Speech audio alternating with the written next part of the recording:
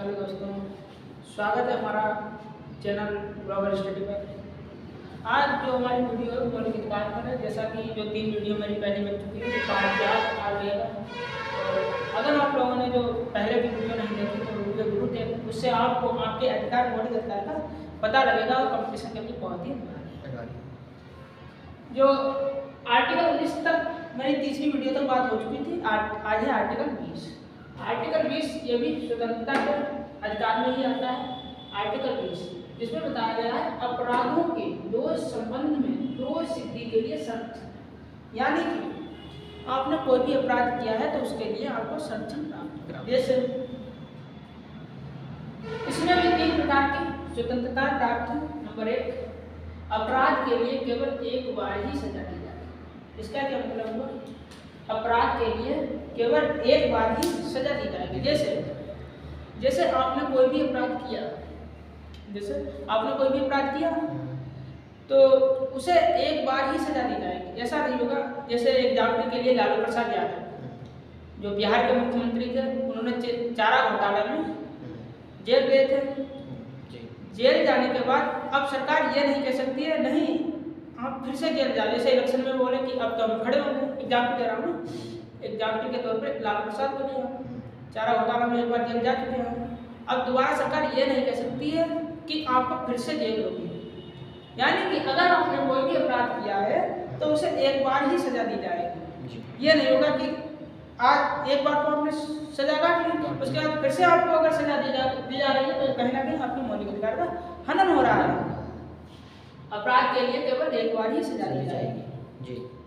जैसे अब नंबर 2 की बात करें, अपराध के समय जो कानून थे केवल उन्हीं से सजा दी जाएगी। इसका अर्थ ये हुआ कि जब आपने अपराध किया था, जैसे आपने किसी को मारा था या किसी का हाथ तोड़ा था, तो हाथ तोड़ने पर अपराध की जो सजा थी मान लो 6 महीने की जेल थी। जिस वक्त मान लो अपने हाथ तोड़ा 2023 में, उस समय उसकी सजा थी केवल 6 महीने की जेल। मगर आप गिरफ्तार हुए। अब सरकार 2024 में ऐसा कानून लेकर आई, मान लो ऐसा कोई कानून लेकर आती है जिससे कि हाथ तोड़ने वाले व्यक्ति को फांसी की सजा होगी, तो ऐसा नहीं होगा। जैसे यानी कि जब आपने अपराध किया था तो उस टाइम पर 6 महीने की जेल ही थी, फांसी की सजा तो थी नहीं। तो इसीलिए इसका अर्थ ये हुआ कि अगर आपने जो अपराध किया था उस समय जो कानून था उसी कानून के तहत आपको दंड मिलेगा। जैसे ऐसा भी नहीं हो सकता कि आपने अपराध किया है आज कह दिया जाए नहीं। मुगल साम्राज्य में तो ऐसा होता था कि जो हाथ तोड़ेगा उसे तो फांसी की सजा दी जाएगी, उसे तो कोड़े लगेंगे। ऐसा नहीं होगा। यानी कि जो वर्तमान में जब आपने कोई भी अपराध किया उस टाइम में जो यानी कि अधिकार या जो अपराध के दंड थे, दंडों का प्रावधान था, वही आपको अपराध का दंड भुगतना पड़ेगा। ऐसे ही हमारा तीसरा नंबर है स्वयं के लिए गवाही देने के लिए बाध्य नहीं किया जाएगा। आर्टिकल 20 ये बताता है कि आपको जैसे मान लो कि गिरफ्तार पुलिस ने आपको गिरफ्तार किया, आपने कोई अपराध किया या नहीं किया, आपने कोई अपराध नहीं किया, आपको पुलिस गिरफ्तार कर ली। पुलिस ने गिरफ्तार करके आपको थाने में ले दी और आपसे कहा, यानी कि आपसे कहा नहीं ये तो तुम्हें मानना ही पड़ेगा कि आपने ही किया है, यानी कि कोई भी अपराध आपने ही किया है। अब ऐसा पुलिस नहीं कर सकती है। अगर पुलिस ऐसा करती है तो ये आपके अधिकार का हनन हो रहा है। यानी कि स्वयं के लिए गवाही देने से बात नहीं करेगी। अगर ऐसा करती है तो उसके ऊपर आप भी एक्शन ले सकते हैं। ये रहा हमारा आर्टिकल 20। अब देखेंगे रहा हमारा आर्टिकल 21। ये जो हमारा आर्टिकल 21 है, आर्टिकल 20 अभी हम लोगों ने सुन लिया। अब है आर्टिकल 21। आर्टिकल 21 ये बताता है प्राण एवं दैहिक स्वतंत्रता। प्राण एवं दैहिक स्वतंत्रता, तो हमने इसे 2 भागों में बांटा, प्राण एवं दैहिक। पहले हम प्राण की बात करते हैं, यानी कि लाइफ की बात करते हैं। लाइफ में बताया गया है कि पर्यावरण, यानी कि आपका अधिकार है कि आपको स्वच्छ पर्यावरण मिले। जैसे कि एग्जाम्पल के लिए, जैसे कोई भी वाहन ऐसा है जो बहुत प्रदूषण देता है, अगर ऐसा कोई वाहन है तो उस पर सरकार क्या करेगी, उस पर टैक्स लगाएगी अधिकतम। अगर टैक्स नहीं लगाती है तो उसे थाने में बंद कर दिया जाएगा, उस पर स्टॉप कर दिया जाएगा, क्योंकि आपको अच्छा स्वच्छ पर्यावरण मिले, ये आपका मौलिक अधिकार है। हाँ, अगर नंबर 2 है आत्महत्या। आत्महत्या का इधर पर यह रिलेशन है कि अगर सरकार आपको स्वच्छ जीवन जीने का, हमारा संविधान अगर स्वच्छ जीवन जीने का अधिकार देता है तो आपको आत्महत्या करने की कोई जरूरत नहीं है।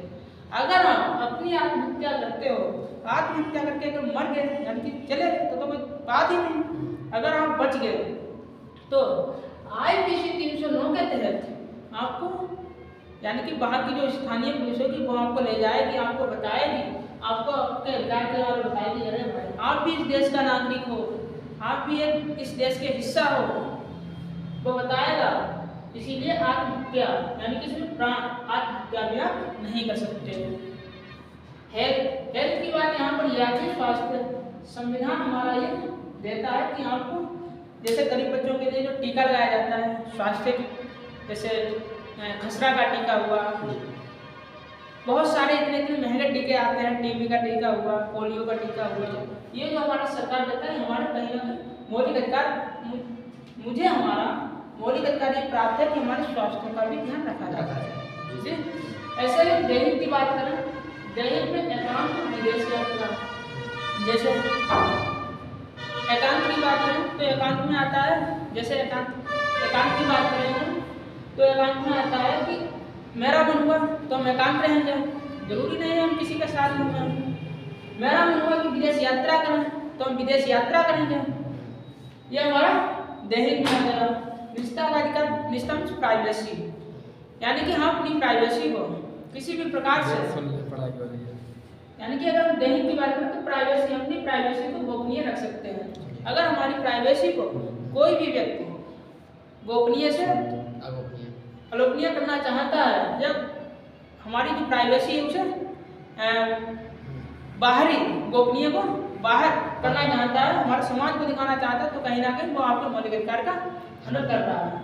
व्यभिचार की बात करें तो व्यभिचार ये भी पहले क्या था, व्यभिचार में पहले यह था अगर कोई महिला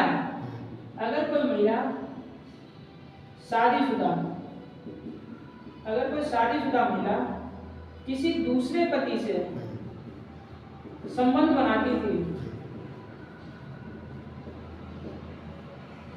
तो इस ऐसे में उस पति यानी कि जो भी व्यक्ति इस शादीशुदा महिला से संबंध बनाता था तो उसे क्या होती थी, उसे सजा दी जाती थी, जेल होती थी।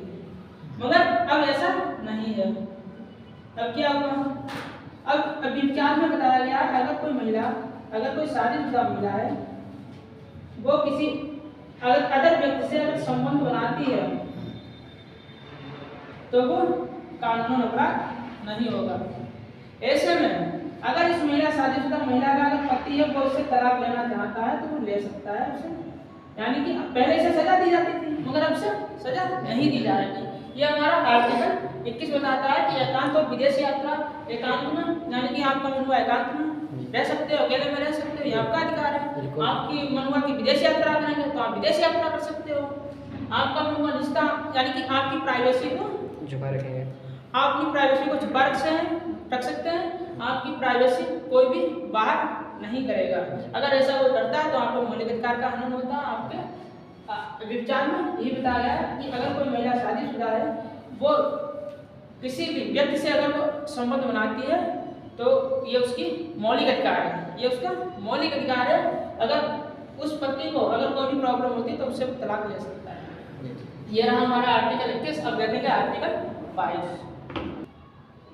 जो आर्टिकल 21 का था हमारा, इसमें भी एक आर्टिकल 21 का जोड़ा गया 86वां संविधान संशोधन में। 86वां संविधान संशोधन में इसमें बताया गया कि 6 से 14 वर्ष के बच्चों को निःशुल्क शिक्षा दी जाएगी। जो हमारा आर्टिकल 21 जोड़ा गया था, ये जोड़ा गया था 2002 में। 2002 में ये संशोधन हुआ था तो उसमें आर्टिकल 21 का जोड़ा गया।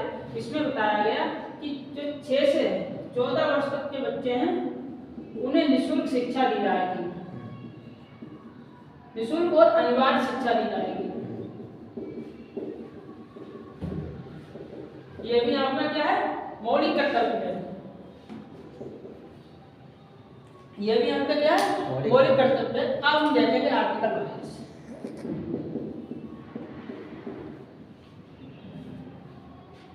अब हम देखेंगे आर्टिकल 22। जो हमारा आर्टिकल 21 का तो बता ही दिया, अब रहा हमारा आर्टिकल 22। आर्टिकल 22 ये बताता है कि गिरफ्तारी के विरुद्ध में संरक्षण।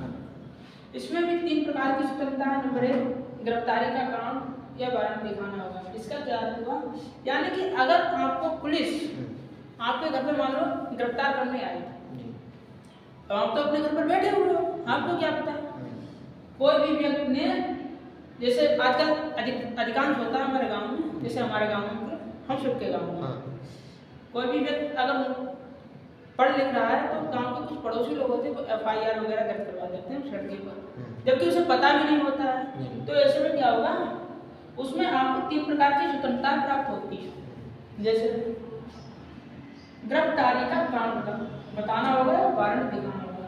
जैसे अगर आपकी पुलिस पकड़ने आई तो वह ऐसे नहीं पकड़ सकती कि आप चलो, उसने यानी कि हथकड़ी डाले और कहा चलो, ऐसे नहीं।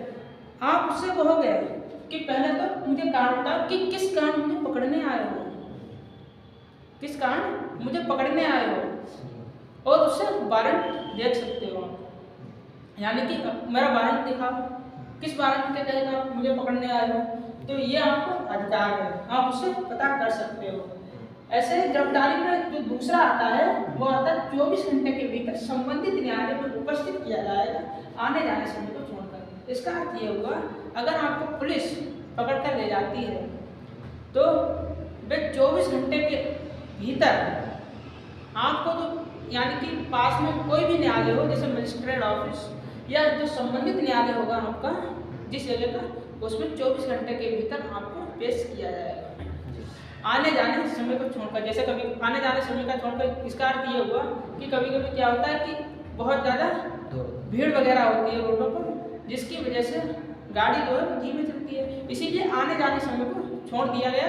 24 घंटे यानी कि पकड़े गए से 24 घंटे के अंदर आपको न्यायालय में उपस्थित करना होगा। ऐसा नहीं है कि आप पकड़ के ले गए, उसे थाने में बंद कर दिए, 24 घंटे के बाद ले जाते हैं, तो ये बिल्कुल नहीं होगा, आपके मौलिक अधिकार का हनन होगा। नंबर 3 है अपनी पसंद का वकील से सलाह लेने की स्वतंत्रता। आर्टिकल 22 का 3 क्लॉज ये बताता है कि अगर आपको पुलिस पकड़ लिया, पुलिस ने पकड़ लिया, उसके बाद जो आपके वकील होंगे, आपको ये अधिकार है कि आप अपने वकील से सलाह ले सकते हैं, आप अपने वकील से सलाह ले सकते हैं।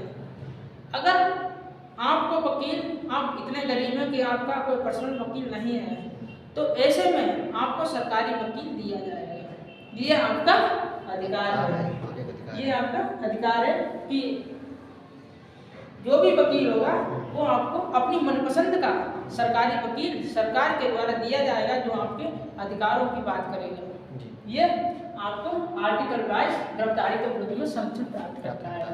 और यह रहा हमारा आर्टिकल 22, 21 का 21 और 20। और जो हमारी अगले वीडियो आएगी पार्ट नंबर 5, उसमें जो बात करेंगे शोषण के विरुद्ध अधिकार, आर्टिकल 23 से 24, कैसे आप शोषण से बच सकते हो, आपका शोषण हो रहा है तो आपको क्या करना चाहिए क्या नहीं, इसके बारे में बताएंगे। और हाँ, अगर आप लोगों ने हमारी वीडियो को लाइक नहीं किया तो लाइक जरूर करें। ऐसे ही वीडियो के लिए सब्सक्राइब चैनल हमारा करें और अपने दोस्तों के साथ जरूर करें। जय हिंद।